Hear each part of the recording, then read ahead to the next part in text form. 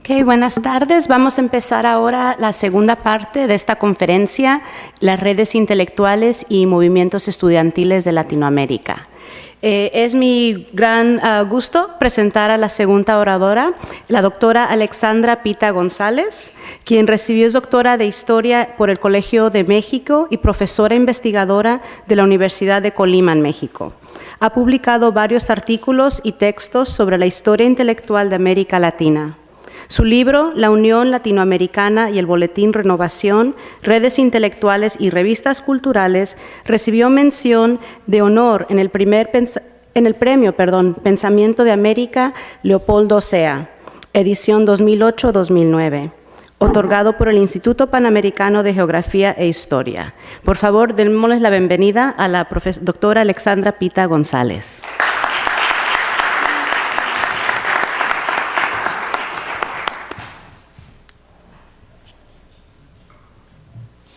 Bueno, muchas gracias. Gracias por la invitación a estar aquí. La verdad es que es un gusto estar en Nueva York y además estar con ustedes para poder hablar de nuestra América Latina. Le agradezco mucho a Luis y a Alex Yepes, pero no sé, a él no lo conozco, ha de estar por ahí. Todos los gestos y las atenciones que han tenido. Como ustedes saben, el motivo de esta reunión, lo que nos pidieron que habláramos, era sobre redes intelectuales y movimientos estudiantiles en América Latina. Específicamente que nos centráramos en un periodo de tiempo que abarcaba una larga temporalidad que va desde fines del siglo XIX hasta fines de la década de 1920. Este es un periodo muy especial para los historiadores, por lo menos para Horacio y para mí, que llevamos muchos años estudiándolo. Es un periodo particularmente apasionante, porque en él hay muchos movimientos intelectuales y también políticos. Hay una gran cantidad de ideas que circulan por toda América Latina y es un periodo que de alguna manera podríamos decir es fundante, ¿sí?, de una serie de ideas, de imágenes y de representaciones sobre lo que somos como latinoamericanos que van a permear el resto del siglo XX. Para organizar un poco esta presentación, entonces, lo dividí en tres partes. La primera, les voy a hablar una breve introducción sobre algo que podríamos llamar naciones inconclusas y debates intelectuales, es decir, me voy a centrar un poco en el periodo de los festejos de los centenarios de las independencias, en 1910, como un momento de inflexión muy importante en la reflexión intelectual.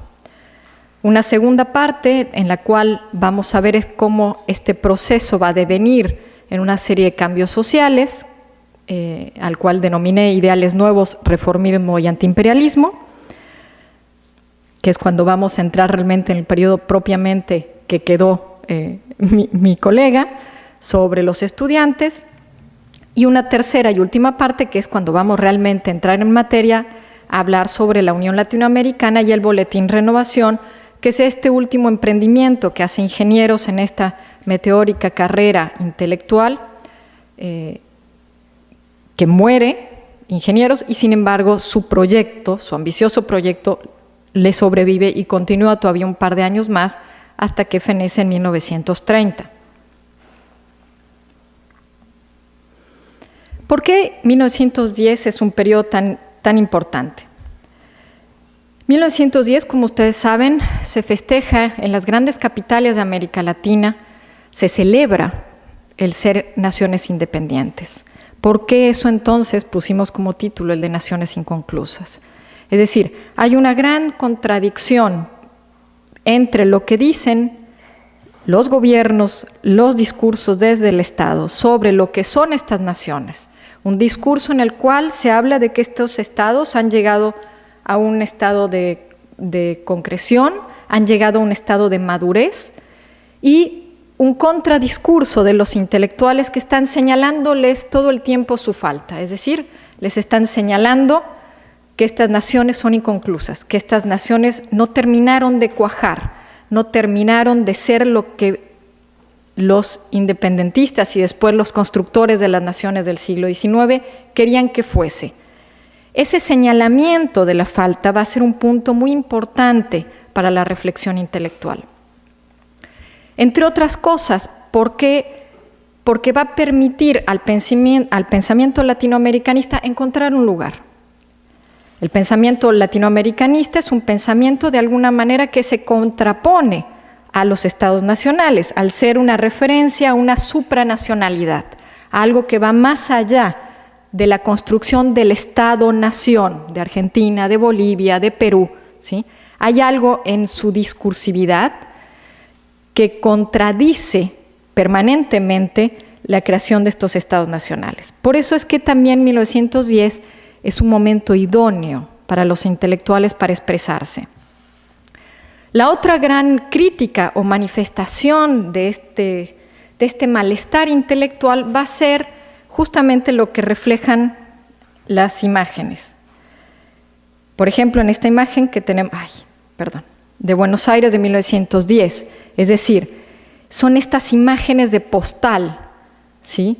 Muy posadas, muy figuradas, en donde lo que se quiere mostrar es la iluminación, el progreso, la luz, el que los estados hayan alcanzado su plenitud. Esa modernidad que tanto les llevó, que tanto esfuerzo generó por parte de los intelectuales y de los gobernantes del siglo XIX, y que va a ser casi una postal que va a ser reproducida en casi todas las capitales que festejan sus centenarios en este año. Caracas, Buenos Aires, México. En el caso de México, además, va a ser altamente paradigmático.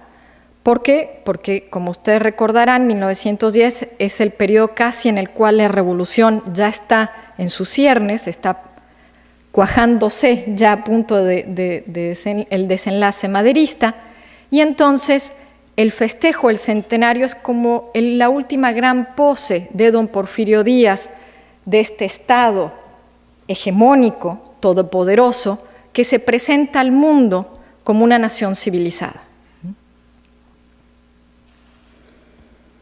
Como diría Tulio Alperindongui, que es un historiador argentino muy importante, 1910 es algo así como una marca, es un punto, marca el fin de la república posible y el inicio de la república verdadera. Una república verdadera en la cual se habían alcanzado algunas bases materiales, ¿sí? Se había alcanzado efectivamente un avance de esta civilización capitalista y liberal. Se había logrado un modelo dominante, pero en la cual no se podía dar aún el paso final de esa república, que era la apertura a la democracia. Va a ser la democracia ese punto de quiebre, de cuestionamiento, por el cual va a haber diferencias en la interpretación. ¿Es o no el momento de abrir las repúblicas a un paso democrático? Este era el último gran eslabón que terminaría la construcción de estas naciones modernas. Y va a ser el más conflictivo, obviamente, y fracasado. Para iniciar esta democratización, en el caso de Argentina, por ejemplo, el presidente Roque Sáenz Peña va a iniciar un proceso de reforma electoral que va a ser solamente apoyado por una minoría de la clase dirigente. Este proceso va a tener muchas personas a favor y en contra. Sin embargo, va a llevar a un cambio efectivo, que es que un nuevo partido, que es el Partido Radical, va a llegar al poder en 1916. ¿Por qué es importante para nosotros hacer relación a esto? Porque sin ese cambio de contexto político, el movimiento universitario de reforma posiblemente no habría tenido lugar y no habría tenido sobre todo el apoyo que va a tener en una primera instancia por parte del gobierno nacional. Cabe señalar algo que es interesante en torno a esta democratización. El momento en que América Latina entra en este cuestionamiento sobre esta última fase de la República es el momento en el que Europa en realidad está saliendo de este cuestionamiento. ¿Por qué? Porque Europa está viendo al contrario, ya está demasiado próxima a la Primera Guerra. y lo que está viendo es que esta era industrial jamás va a eliminar a la era militar y que la era militar va a terminar ganando. En América Latina, en cambio, este proceso de democratización estaba recién por iniciar y a través de él los intelectuales van a encontrar un nuevo lugar desde donde posicionarse. Es un lugar distinto al que habían tenido a fines del siglo XIX sobre todo. Es un lugar que recuerda más al poder o al posicionamiento de los intelectuales en el caso de Argentina, de los intelectuales de la generación del 37, cuando llegan al poder, claro, no cuando son exiliados por el rosismo. Y entre estos intelectuales, obviamente, va a estar José Ingenieros. No va a ser el único, sin embargo, va a ser un intelectual que va a saber utilizar su capital simbólico, que ya ha sido ganado por todo lo que nos comentaba Horacio, por esta larga y exitosa carrera. Va a saber capitalizar este prestigio adquirido para posicionarse en el lugar del intelectual que tiene que dar respuestas a la nación en un momento de incertidumbre. Y definitivamente la década de 1910 al 20 es un momento de incertidumbre a nivel mundial. La guerra va a poner en entredicho muchas ideas que antes no eran cuestionadas. Por eso es que les puse esto del hombre mediocre. De alguna manera Horacio ya presentó cómo es que Ingenieros llega a escribir, cuál es su trayectoria para llegar a este momento. En el hombre mediocre va a ridiculizar obviamente a la clase política dirigente que le hizo este desaire a través de una serie de arquetipos con los cuales va a denigrar a la clase dirigente y al régimen aristocrático en general. En cambio, en su lugar, mejor dicho, lo que va a proponer es una aristocracia del mérito, esa famosa meritocracia a la cual va a hacer referencia permanentemente en sus discursos y que ya va a quedar como una clave muy, muy asentada en todos los trabajos de Ingenieros, sobre todo en los trabajos de corte filosófico, ¿sí?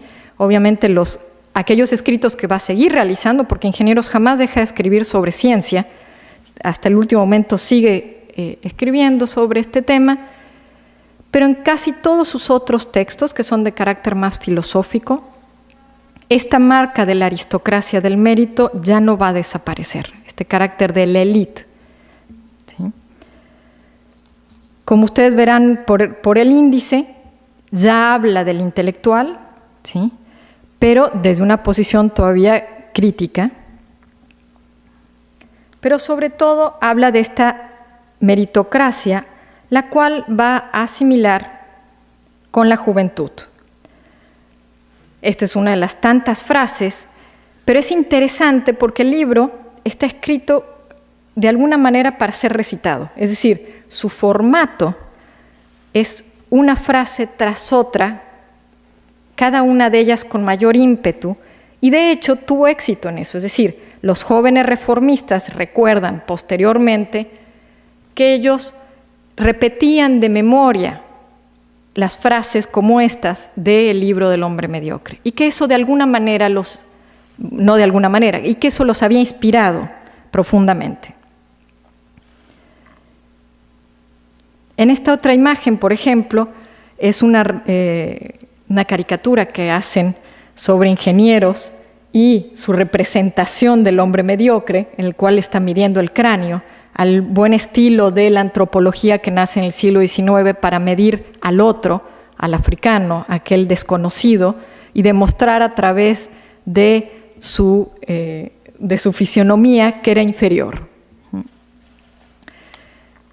Con este libro, Ingenieros va a clausurar su carrera como intelectual integrado a esta élite de la República posible para pasar a un otro lugar de intelectual en esta República verdadera. En este otro lugar, en realidad, él va a crear su lugar. La élite ya no se lo va a dar. En este lugar se va a convertir en una especie de francotirador, en el cual se posiciona estratégicamente en lugares desde donde los cuales puede lanzar sus ideas a manera de dardos, para recriminarle a la nación una y otra vez aquello que está dejando de lado.